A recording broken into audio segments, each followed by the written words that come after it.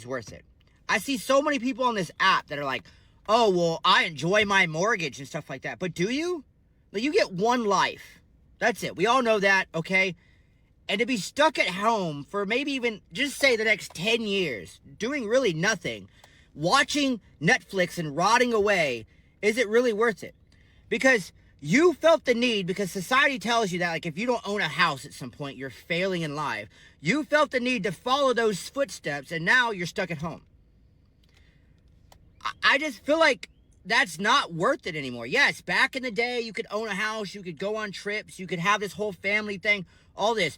But y'all that are trying to flex on others saying, oh, well, I own a house. You don't. Yes, you do. You own the house. Hey, guys, welcome back to the channel. Home ownership is not what most of these folks think it's going to be. And to the gentleman's point, you should understand your lifestyle before getting into a home. No one should make you feel like you have to buy a home, or FOMO, put you in the fear of missing out of owning a home. Know thyself. But what I think he's saying is, for him, owning a home will prevent him from going out and creating experiences. And so, no right or wrong answer. You have to know what it is that you value. The only thing I would say is this: for all of you experienced people, if you live long enough, make sure that you have not neglected your future self as far as financially is concerned. Putting some money somewhere that can keep up or outpace inflation. In a lot of your minds, home ownership is a forced savings account, something that you can convert into whatever currency it is at the time down the line when you get a little older and you've finished making experiences. Because like the video that we've done yesterday, dealing with like Section 8 or government entitlement programs, you can't be one of these folks that want to be free and do what it is that you want to do, only to come back and say, no, I'm an elder now. The community, we the people have to take care of you. No. You wanted experiences. So have your experiences, but be responsible, invest, do whatever you got to do. But to your point, home ownership is not mandatory. I'll say it till I'm blue in the face. And when it's done wrong, you can have the reaction that he had. That's what we'll be talking about today. My name is Robert, and on this channel, the goal is to simplify the home loan process. How am I able to do that, you might ask? Well, I'm a lender.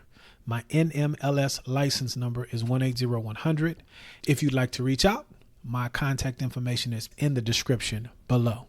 I honestly wish somebody would have told me how overrated it is to own a home. My fiance and I just sold our house. We are back to renting. I'm ecstatic. He's ecstatic. We are saving so much. We were really young and stupid when we bought our house, so I'll give you that. But the weight that has been lifted off of our shoulders I can't explain it. There is so much maintenance that comes with the house, and our mortgage was ridiculously expensive. I can't even say the number because I'm embarrassed. We are probably not going to buy again for a very long time, or at least until we find our forever home. Just a PSA. If you're not ready for the maintenance and the cost that it comes to own a house, don't do it. Take your time. Please take your time. Find a good realtor.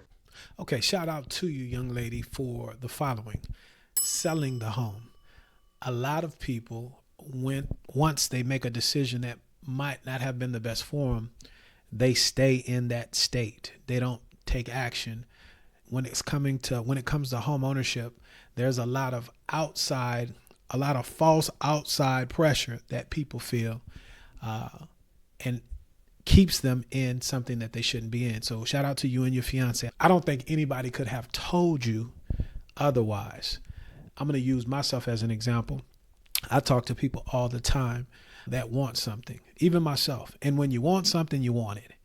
And what I'm saying by that is this: a lot of times when that's the case, you don't hear what other folks are saying. And so sometimes you have to reach out there and see that stove, the eye is hot for yourself. That was a very adult move, and a lot of us can learn from that. And so kudos. Now, another thing I want to address that you mentioned, it's good advice to find a good realtor. But again, a realtor, a great realtor, a good loan officer, none of these folks can make the final decision. And that's what I want you all to know out there when we watch these videos, because I am a ownership advocate. Again, when done right, it's not a problem. And if you notice, she's not saying it's forever. She's saying not for now. I digress.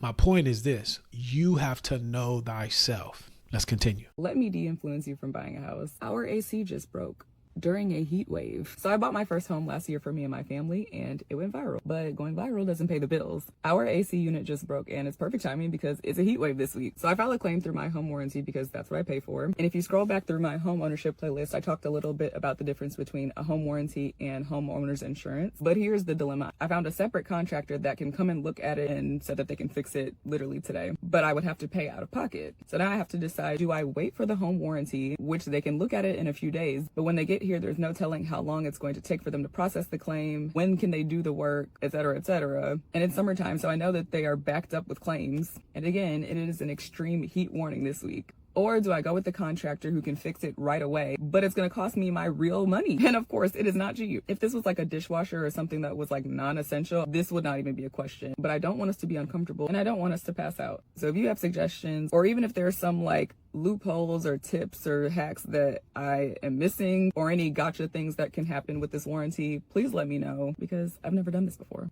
So my tip would be a tip that I give often, that we pull from the VA loan guidelines.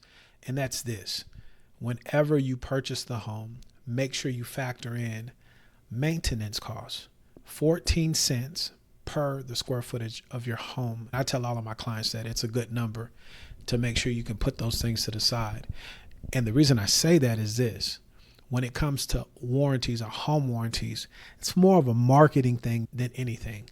And this is what I mean by that. There are some instances where that home warranty will come into play. But really, if you're 100% reliant on that warranty, then you really shouldn't buy a home, because all of these appliances, everything that we have now, especially now in the last 20 years, there's a planned obsolescence. And that lifespan of the item, the tool, the machine that you're using is further diminished when you don't maintain it properly. So the second thing I would say is this: if you're buying a home, once you get into that home, make sure you reach out to your builder, your realtor, and find out the manufacturer warranties and where they are, so that your name is associated with them. Create a spreadsheet, a piece of paper, something of that nature, and write the model number down, the name of the manufacturer, and the warranty information, so that you're aware of what's available to you, because a lot of times we forget. I used to forget as well. So make that list initially, and then now we have all this technology. You don't even have to do it yourself, but you could take those warranties and put it in something like a large language model and ask it questions. Here's a good one: what's the planned obsolescence of this, or what's the life expectancy of this machine or device? That way you're not caught off guard. So the 14 cents per square foot, that's something that you put to the side, because none of this stuff lasts forever, even if you're a renter, okay? Because those costs are eventually going to get passed to you. And that's fine if you don't want to deal with it, but I'm just saying you're not getting off the hook. If one of my places has a capital expenditure that I have to pay for, yeah, I'm going to get the tax write-offs and things of that nature from as a landlord, but eventually, if I need to, I'm going to pass that to you, because rent's going up 2, 3, 5, 6% a year, depending on where you are. Don't get it twisted. And then make a list of the items that you have, so that you know how long they're supposed to last. Number 2, what the maintenance schedule is. A lot of you guys don't do the maintenance, and you speed up the death of the item. And those are the things that I would recommend, since she asked for help. And then the last thing I would say is this: you have to spend your money sometimes, unless you account for it. And so if you are adverse to spending money on any investment, homes in this instance, then rent, because that initial upfront hit you might not have to take. I will agree with her there. Let's continue. Y'all know what? I was just thinking, right? So yesterday it rained, and I wasn't home, so it was like a thunderstorm or whatever. My kids called me, and they was like, yeah, mama, it was lightning, thundering or whatever, and we heard a boom, and the AC stopped working. It started blowing out hot air. We started smelling smoke. So I'm in this house with it's hot in here, okay?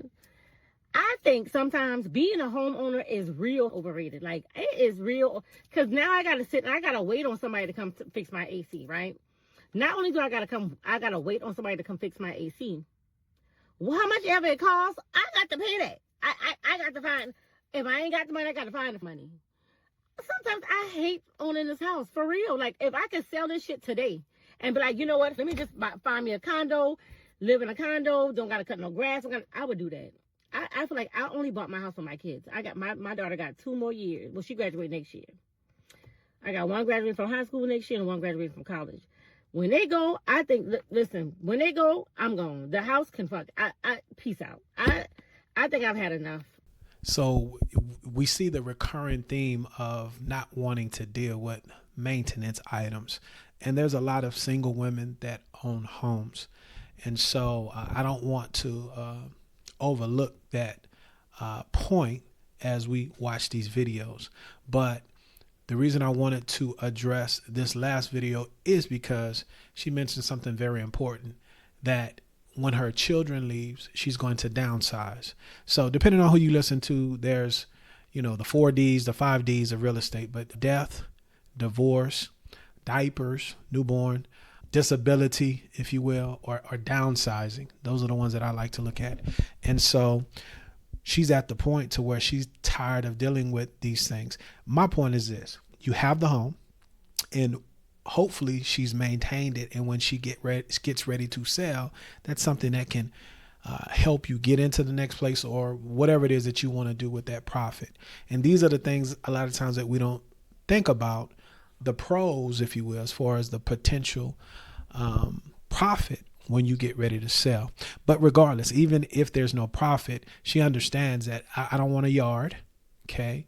And so she's already talking about a condo, townhome, garden home, those types of things. The only thing I would say is this: when you're thinking about downsizing and getting rid of a maintenance, that doesn't always ensure that your costs will go down, because condos have HOA fees. And the more amenities that you have, the higher the cost or the nicer the place. So there's no free ride. There's no free lunch. You just have to know thyself and know what it is that you want to deal with.